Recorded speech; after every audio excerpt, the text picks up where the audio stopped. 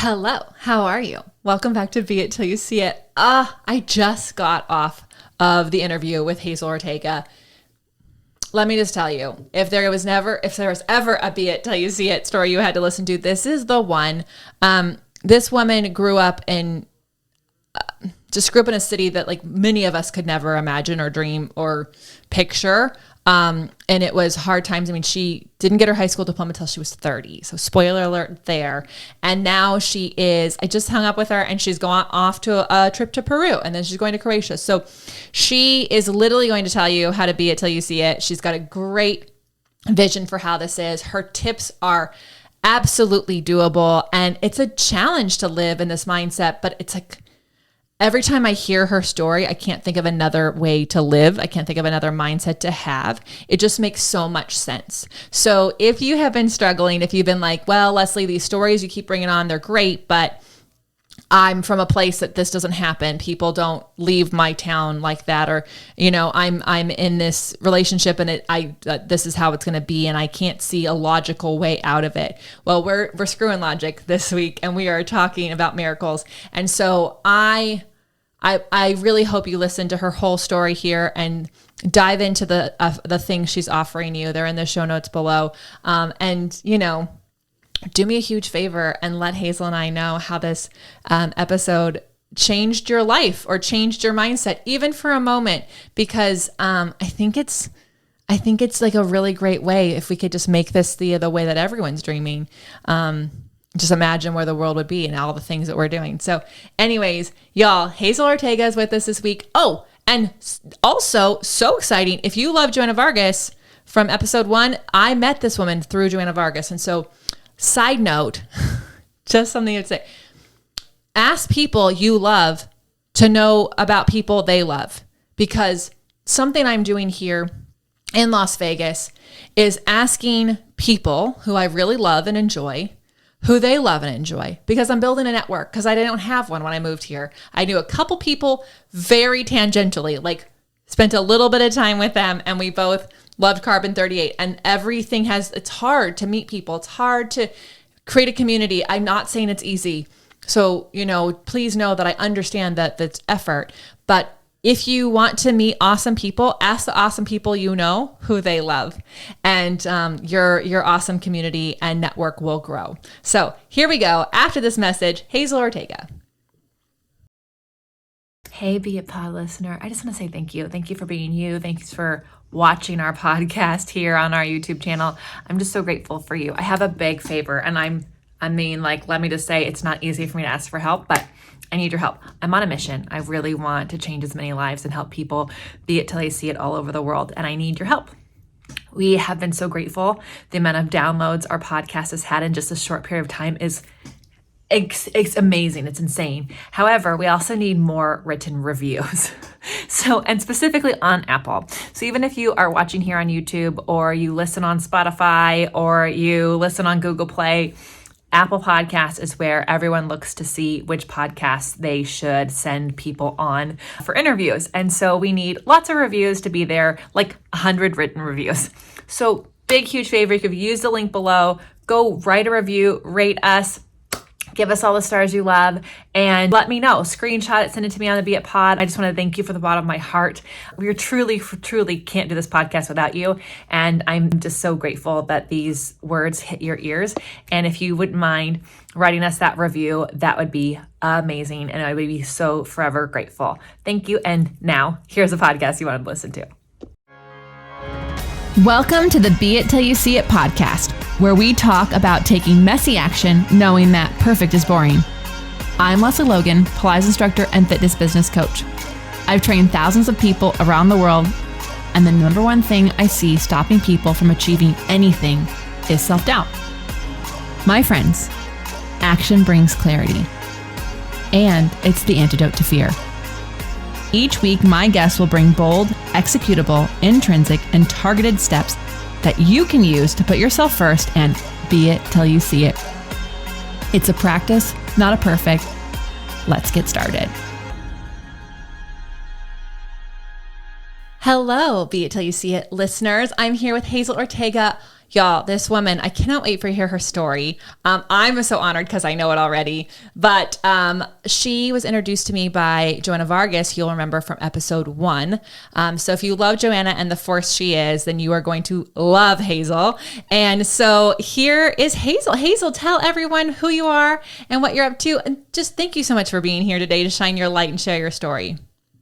Thank you, Lesley. Thank you so much for letting me do that, right? That's my number one thing, is to change the world by sharing my story. And who I am, I'm a mom. I have a 23-year-old daughter who just graduated college and is a registered nurse. Yeah. That's amazing. The world needs more nurses. That's amazing. Yes, I'm very happy that I created this human being to contribute to the planet. And my story started off really rough, growing up in the poorest neighborhood of Los Angeles. Not just poor, but, gang members, and growing up on welfare. My parents were immigrants from Mexico, didn't even speak English. And having education was something that was not a priority. Surviving our neighborhood was. Yeah. You're not ending up in what most people would end up in those conditions, like becoming pregnant as a teenager, becoming a drug addict, going to jail, getting into gangs, or dying, basically. Yeah. So that's the way I grew up. Yeah, I mean, I think it's so interesting. Thank you for pointing out, like, that was the thing with surviving, because I think a lot of people who didn't grow up in that kind of environment do misunderstand, like, well, why don't they just go get a job? And it's like, well, it's really not that easy when everything around you is like, it's when you're in that Maslow's hierarchy of needs of like, where's your next meal? Where are you staying for the night? Like that kind of stuff. It is hard to see a future ahead. And so can you tell everyone, like, did you go to college? I mean, your daughter went, or like what was your next step? Like, how did you get out of that neighborhood? Because I mean, if you're watching on YouTube, y'all, she is living in a beautiful house. So with a gorgeous red hat. So like, how did you go from that environment to where you are now? Yeah, well, and when you say that environment, it means like an 800 square foot apartment, 1 bedroom, not having a future, defaulting into getting a job, not a job I love, but a job because my cousin works there, right? Yeah. And I need to pay my bills. So it was never a conversation of creating my life and going in that direction. I never had that conversation with anybody. Yeah. So how did that all change? I got a job because my cousin was working at a law office, and she brought me in. She was the receptionist, and the attorney interviewed me. I probably was not going to get the job. He even asked me what gang I was from, because he could tell that I had like this tough, demeanor, and like I know a lot of things from the streets.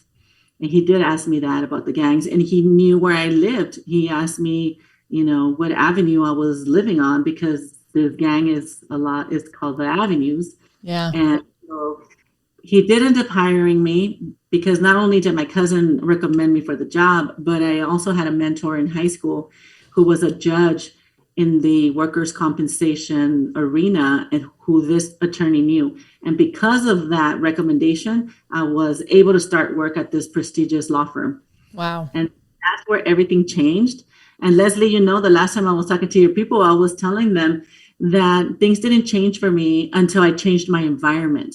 Yeah.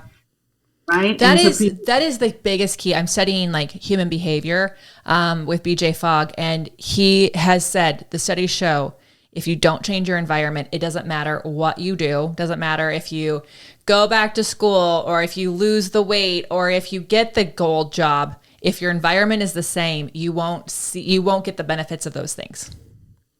Yeah, exactly. Like people tell me, oh, you were a big fish in a small pond.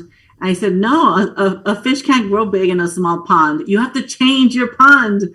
And getting this job at this prestigious law firm was a different pond. Oh, that is, I feel like Oprah. That's a tweetable moment. I was not, a fish can't go big in a small pond. You have to get a bigger pond. That's amazing. Yeah. So you got this job, and I mean, so many people listening to this are doing a job that maybe they got because someone recommended you should do this or you should do this. And I think a lot of people, even growing in environments that are not as tough as yours, are not living their purpose. They're doing what someone said they should do, or like, here's a job you can have. And so how did you, what was it like at that law firm? And like, what was the next step? What was that launching pad for you? First, I'll tell you, I got the job and I felt out of place, like I didn't belong. And I worked with these attorneys that were making millions of dollars a year. It's such a prestigious law firm, right? And we represented celebrities who were injured while filming, which was really interesting, and NFL players. And I always felt really shy, like I was not on the same level as them, like there's a difference there.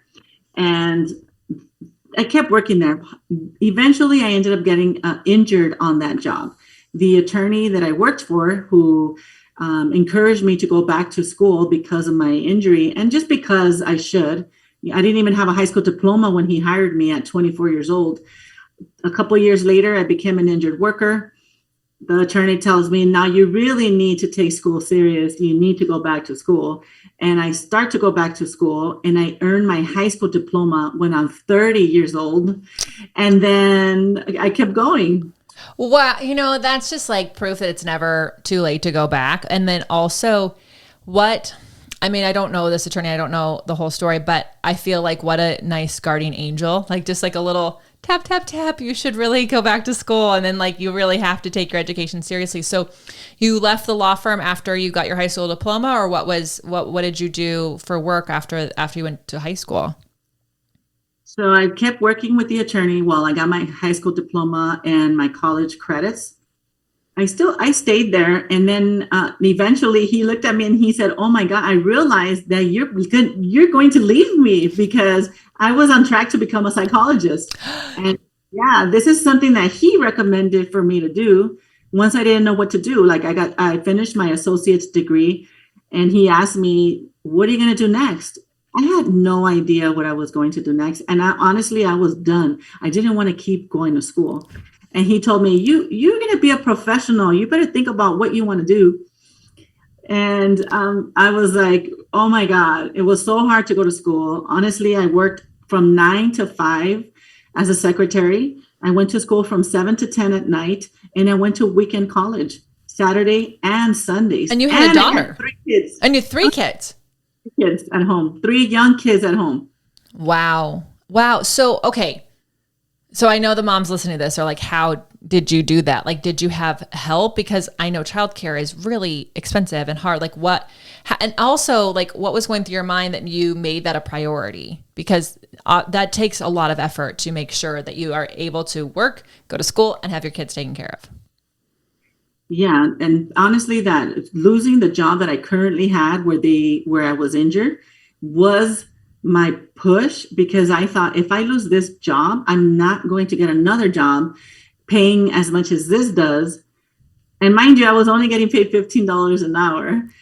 It's like, I'm afraid of losing this job. So I have to educate myself so I get another job comparable to this job or better. Yeah. It wasn't because I wanted to be a psychologist. It was because I didn't want to be homeless that I went back to school, right?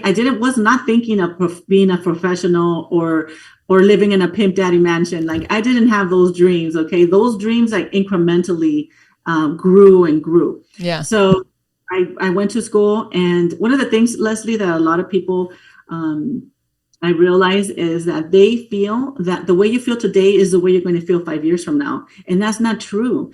Along the way, you add to your self-esteem based on what you're up to, right? Unless you don't grow and expand yourself, then you're going to have low self-esteem in 5 years as well.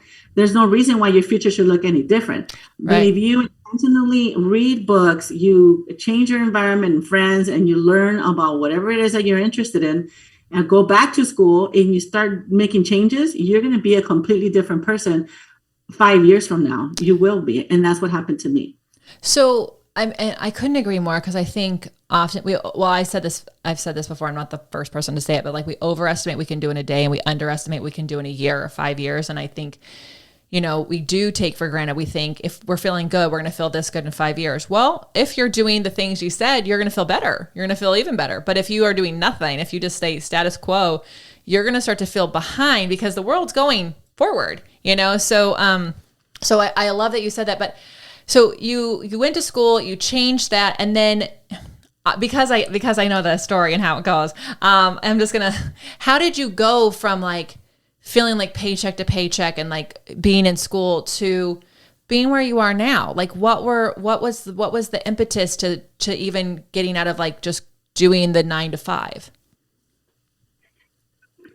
Okay, so I finished college and I became a psychologist and I got a job, right? And so the college taught me how to do a new job, and it was great. And it taught me how to think differently, and especially in psychology, think different and help others, right? So I'm learning that I can actually act differently, and becoming educated gave me tools to react differently to the problems I was having in life. The problems never changed. I just react different because I learned to do better. So I got a job as a psychologist. I was still bouncing checks. I didn't work on that part, right? But you didn't go to financial school. You went to psychology school. So, Exactly. And so I was still bouncing checks, negative in my account, and feeling really like I was going to live a life of poverty until the rest of my life. And Lesley, I'll tell you this, that people that don't have any money and people that have a lot of money can both have equal fear of not having enough money. Yeah. It really is a mindset and something that everybody should work on. You could have $1 million in the bank and then feel like you're, paying for dinner and people are not pitching in like they're taking advantage of you. Oh, 100%. That money mindset is so key because I know people who make millions of dollars and they have the same fears that I do. And I'm not making millions yet. But like, and I'm like, I see that in them and I'm like, this is not something I want to grow with me. This we need to take care of now. Yes. And you definitely can have a freedom around money. So what I did is I started to take personal development courses, and that is where everything changed exponentially for me, where I was starting to really learn about the way I think and why I think that way. And then how can I think differently? And you can have a mindset shift like in a nanosecond, where once you see something new in a new way, you'll never go back to see it the old way. So it behooves all of us to master ourselves, to learn about ourselves, and look at life in whole new different ways. At a personal development seminar, I had a coach. And so I think that's really important for all of us to have coaches and mentors, because they see something in you that you can't see for yourself, and they hold the space, right? And my coach asked me, where do you see yourself in 5 years? At the time, I couldn't think of anything that would be different in 5 years than what was happening in that moment. I still was at the early stages of my personal development, and I call it my embryonic stage of personal development. I love that so much. Yeah, but I think you're like, so many people don't invest in a coach because either they've never heard of one, or even maybe think they can't afford it or don't deserve it. So how did you get to where you feel like, I'm going to invest in this person? I didn't actually invest in the personal development coach. That was something that was assigned to me, and that was my first exposure to having a coach. Okay. Got it. Having accountability, I became used to it. And then when I was done with the course, in my own personal life, I hired a coach for the first time for my business. Got it. Okay. I see that. Thank you for sharing that, because I think sometimes people, like, you did stuff to get there, to get to where you could. And so this person asked you to see yourself in 5 years and you couldn't do that. I couldn't come up with anything. It was like the beginning. I was blocked, like how. And then I was, very reasonable about everything at that time, in the sense of like, based on my reality, like what's going to happen in 5 years. And I thought, well, in 5 years, I'll just be 5 years older. Like, there's no reason why anything should be, very different. Right. she asked me that and I still couldn't come up with anything. So I'm sitting there and she's holding space for me. I'll wait. You think about it. She gave me like 10 minutes and I knew I couldn't get away with I don't know. So I sat there and after a few minutes, I said, well, if I believe in God and I believe in miracles, then what is possible for me in 5 years? And that opened up this world that I didn't have access to before. I realized that I never dreamed. A lot of us are mostly realistic. We're trained in school to be realistic, to be logical, that 2 + 2 is 4, 4 + 4 is 8, and that's the way it goes. You get success as you build on it. Yeah. And how are you going to be a millionaire if you have no money in the bank? It doesn't even seem feasible. Or nobody else in your family has ever been a millionaire. It just that's exactly it. If you've never seen it, it's really hard to dream it. And if people around you are saying, this is it, this is what you're doing, because I definitely had those people in my family who were like, why would you do that? Or don't do that because you could lose everything. And it's like, well, I don't have a lot to lose, so we may as well go for it. But it's hard if the people in your environment haven't shown you that it's okay, it's safe to dream, and it's powerful to dream. Absolutely. I mean, I'm divorced now, but when I was married, I changed jobs, and my husband at the time was telling me, why are you changing jobs? What if that new job, it doesn't work out? And then you're going to lose this other job that you have and you've been there for so long. And I'm like, well, the other job pays more. I'm going to have a better position. And I explained it to him and he was very scared for me. Yeah. And I did it anyway. But yes, he I could have thought to myself back then, oh, he's keeping me down, or he doesn't believe in me. He's always being negative. But now, as I got my training, these people in our lives, which are our mothers, our fathers, brothers and sisters and spouses and significant others and everybody, they're afraid for us, right? They create these fears for us. And we're, we have a mustard seed of confidence, and we're using the little bit that we have. And then they come and they make us feel like we should be very scared and don't do it. Yeah. Anyway, feel the fear and do it anyway. These people love us. I'm very clear about that. They don't want to keep us small, but what they want to do is keep us safe. Yeah. Don't lose everything. You're going to lose your money. Don't invest in that. You're going to lose all your time. You're going to get sick.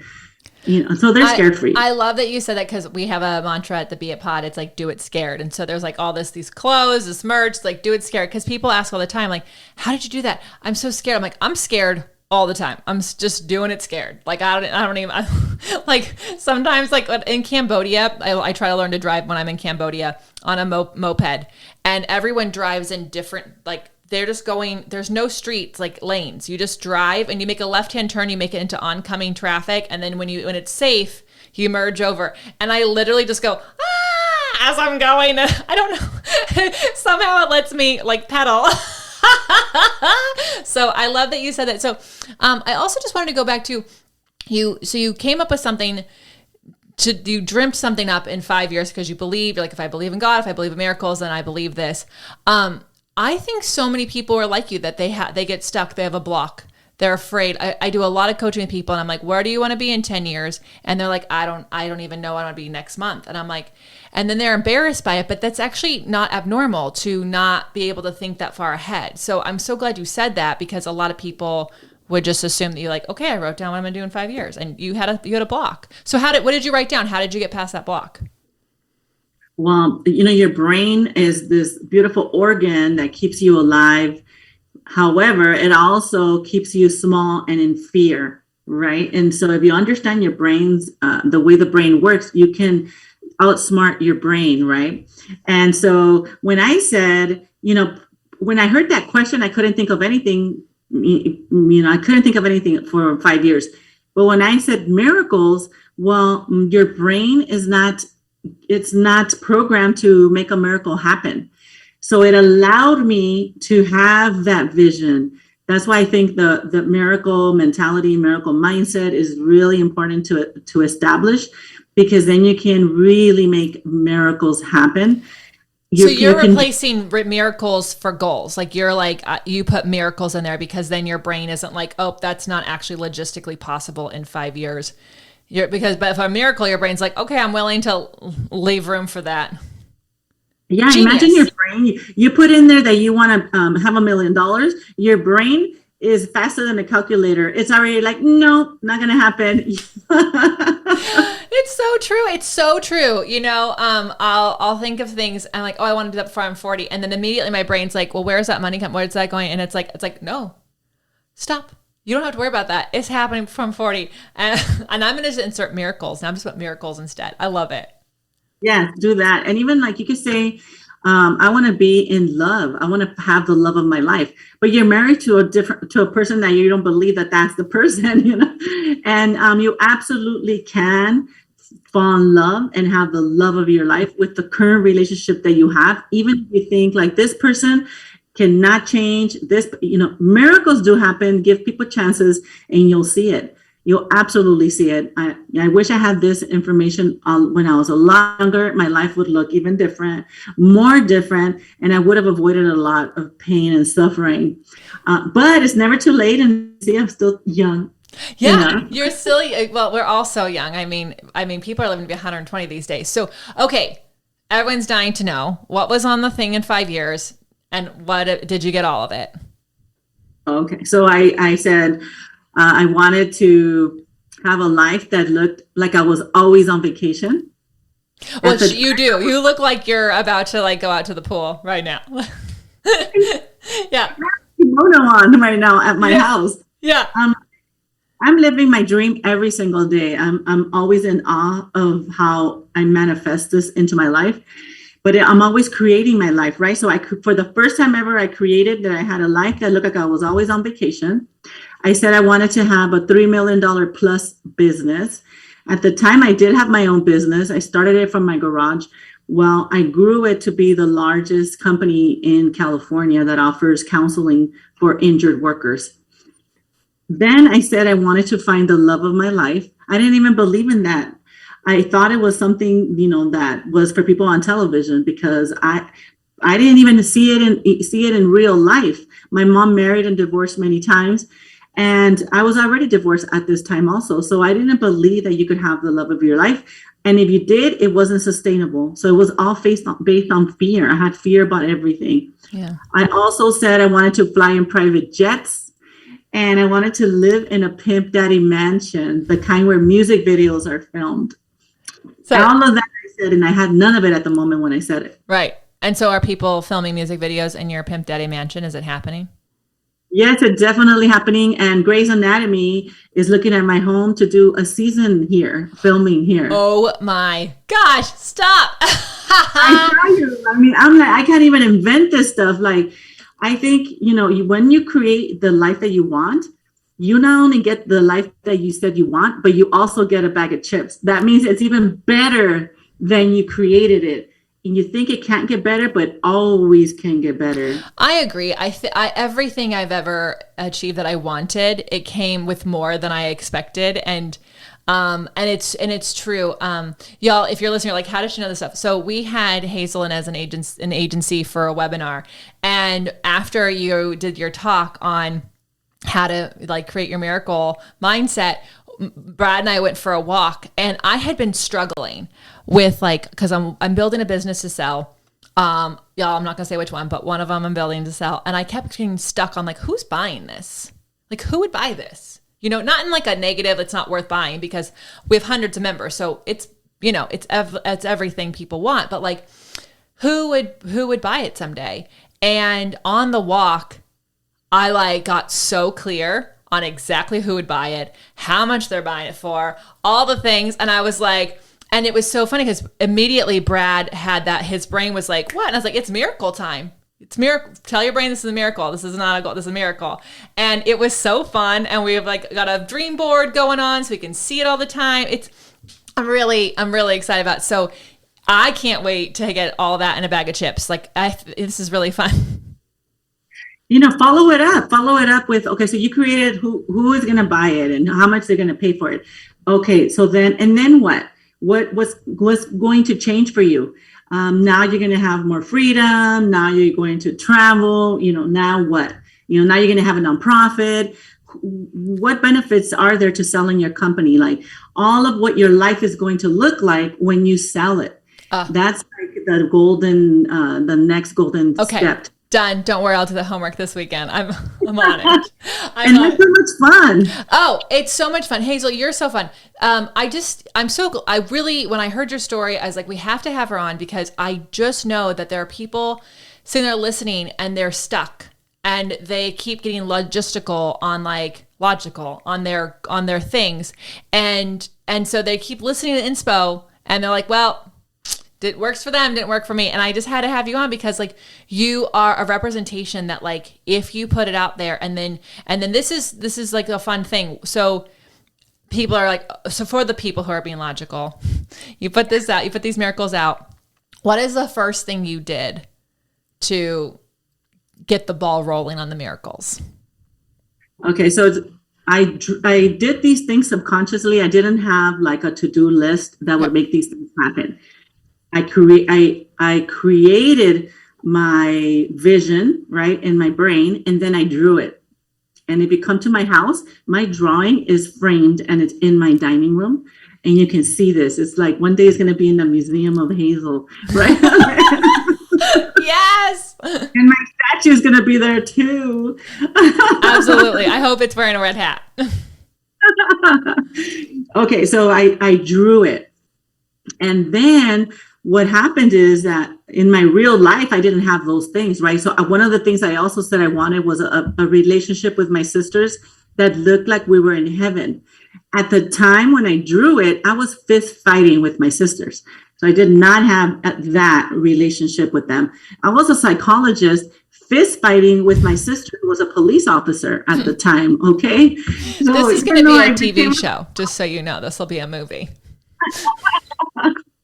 Yes. And so what I did was once I saw it in my brain, what I saw in real life was not that. And it made me take action. So in the area of money, I took a course, the Dave Ramsey course. I was tired of being broke and paycheck to paycheck. So I took a Dave Ramsey course to budget, to learn how to budget. Okay. I don't even need budget anymore, but I learned that. But now you know, so, probably is very helpful. It was very helpful. And I created a group of women who also wanted to get out of the paycheck to paycheck, barely making it, and start to budget. And then once you budget, why do you want to budget? Well, I want to budget because I want to save money. Okay, why do I want to save money? Well, because once I save money, then I want to invest money. I want my money to grow. Yeah. So I had like the why behind everything I was doing. So key. So, and then I named the group Millionaire Women of Whittier, the city that we lived at. And the women in the group were very uncomfortable that I named it Millionaire Women. And they were like, we don't want to be millionaires. I'm like, how could you say that? And so I'm like, it's just a game. It's just, like for fun. Well, they were not liking it. Right now, I started a new group called Billionaire Women's Club. And that one too, I invited one of my friends to it. And she's one of my wealthiest friends I have. And she said, I don't want to be a billionaire. I'm just like, what is this all about? Stop it. Have you heard of Rachel Rogers? She has the Schmillies, like She Millionaires. Oh no. Yeah, she calls them the Schmillies. It's a group that she created because she wrote a book like Everyone's a Millionaire or We Can All Be Millionaires or something like that. So I think that's a whole different topic for a different podcast, Hazel, that we could have all these women on to talk about like what are women afraid of about being millionaires and billionaires. And I think it's a lot of like stuff that we were raised with the patriarch. So, but I think it's great the work you're doing the Lord's work there because it's like, if we can get more and more women to aspire and believe that they could be millionaires or billionaires, like, just imagine what the little girls growing up get to see is possible. Their miracles will be huge. They'll be bigger than ours. I'm telling you. So I learned this technology, right? And now in the last 10 years, I just celebrated my 10-year business anniversary. And number one, I'm still in business. Which, if statistically, most businesses do not last the first 5 years. Yep. Then it's a multi-million-dollar business. So that statistically is it's remarkable. It's a miracle. I'm a woman business owner, a miracle. I'm a minority with miracle, and then I'm in workers' comp, which is a niche where it's a miracle. Yeah.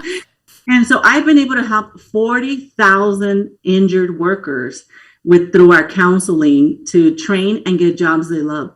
40,000. So because I learned this technology and I changed my life, now 40,000 people were impacted. Yeah. And who knows? You're changing them in bigger ways. So, I mean, y'all, I hope you heard that. Like she did all this miracle mindset, and then she took some action, which is possible. She's like, okay, if I want to get better with money, I need to actually know how to be better with, if I want to have money, I better know how to use it. If I want to have a relationship with my sisters, I better work on that. Like, so I think that's really cool.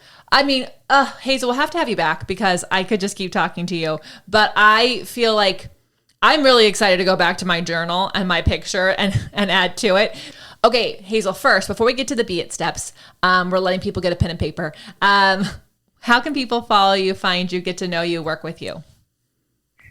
I'm on Instagram. Hazel Ortega Official is my Instagram. And a lot of people reach out to me there and ask me questions, and everybody can feel free to do that. My website is themasteryofmiracles.com. And I have a free visioning guide there that you can use to create your 10-year vision. Oh, I love it. We're going to put all that in the show notes. So super easy for everyone to just link on through, get that freebie, and also get Mastering Your Miracles. And definitely follow her on Instagram because it's so fun. I follow you and it's inspiring. It's really fun to watch everything that you're doing. Okay. I ask everyone this because I think it's great to be inspired, but take action is like my thing because messy action is where, all the good stuff comes from. It allows you to be scared and do it scared because it's messy. You don't have to be perfect. Perfect is boring. So what would you say to someone who's listening to this? Like, what's the first thing, what's one or two things that they could do right now to have a miracle mindset? I have top 3 things. Okay. These are the 3 things. Even though my book has 15 things. Okay. Top 3 things right now anybody can do wherever they are in their lives is create the vision for your life 10 years from now based on miracles. So miracles have nothing to do with you. It's completely to do with the divine. But you have to create that coming from your heart. What do you want in 10 years? And go big. Yeah. Because with God, like, you can't ask for small stuff. I mean, This guy created everything around us, right? So go big. God wants you to have the first class tickets. He wants you to have the love of your life, and he wants you to have everything that you want and the bag of chips. Okay. So don't ask for small things. You have a big God. So that's one. And then number 2, change your environment. So like those people that Lesley mentioned, and I mentioned that are naysayers, that's fine. You don't have to get rid of them, but you do need to find another environment to spend more time there. So if you want to have a successful business that's over $1 million, then find the group of those people and hang out with that group. If you don't know anybody in that group, Google them. I'm mentored by J-Lo. Okay. She doesn't know that, but she mentors me. That's amazing. She'll know. Oh my God. I want to have you need to have a sticker, or what do you put those on a bumper sticker? It's like mentored by J-Lo. That's right. That's who mentors me. J-Lo, Oprah, and Jesus Christ. That's who mentors me. So it's a great mentorship group. Do that. And then your third is celebrate your small wins. We are always evolving and expanding. So our goals change and grow. And then if you're always just changing your goal and upping it, then you never feel like you quite get there and that you're successful, that you're being successful.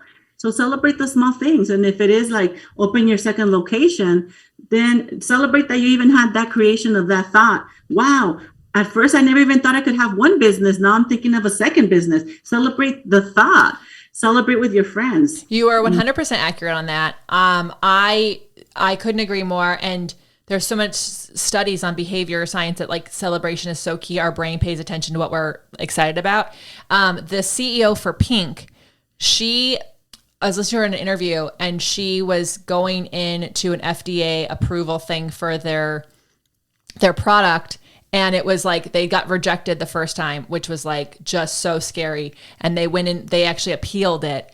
And the day before the appeals, where they had to be like ready to answer all the questions, they partied. They celebrated before. And so it is something that is so key. And y'all, she sold that business for $15 billion. So, and then got it back. Anyways, that's another story. I have to have, but like miracle, this is the thing. Miracle mindset is like, so, we could just keep talking, but I just want to, do you have more things to say? Sorry. You're really advanced there because now you're saying pre-party, which I love that. And I was saying celebrate, when you want to. Yeah. And I'm like party before it's sold. I love it. Yes. That's the advanced version. Yeah. But for where we're at, we're beginners. We are creating a vision. We're adding a new environment and celebrating the small wins. Celebrating the small wins. I am so about that. When OPC, I like say, just celebrate that you even logged in and press play. Even if your kids took you off your mat or your dog went crazy, just celebrate that you actually opened your computer, you logged in, you pressed play, you skipped all the websites and all the things that could have gotten you there. And that is worth celebrating because your brain will want to find ways to come back to that party. So Hazel, these are such great tips, and also just an incredible inspirational story that I can't wait I'm so glad I got to share it because it's really amazing. I'm grateful that Joanna introduced us. Thank you so much for being here. Everyone listening, please do me a huge favor, screenshot this, tag Hazel Ortega Official and Beit Pod with your takeaways. Because the thing is if you're believing this way and you're dreaming this way and you get your friends to do it and their friends to do it, then we stop having people who are scared all the time around us telling us we can't do it. That is very true. Thank you everyone listening, and until next time, be it till you see it. That's all I got for this episode of the Be It Till You See It podcast. One thing that would help both myself and future listeners is for you to rate the show and leave a review. And follow or subscribe for free wherever you listen to your podcast. Also, make sure to introduce yourself over at the Be It Pod on Instagram. I would love to know more about you. Share this episode with whoever you think needs to hear it. Help us and others be it till you see it. Have an awesome day. Be It Till You See It is a production of As the Crows Fly Media. It's written, produced, filmed, and recorded by your host, Lesley Logan, and me, Brad Kroll. Kevin and Belle at Desenio handle all of our audio editing and some social media content. Our theme music is by Ali at Apex Production Music, and our branding by designer and artist Gianfranco Cioffi. Special thanks to our designer Jaira Mondal for creating all of our visuals, which you can't see because this is a podcast, and our digital producer Jay Pedroso for editing all the video each week so you can.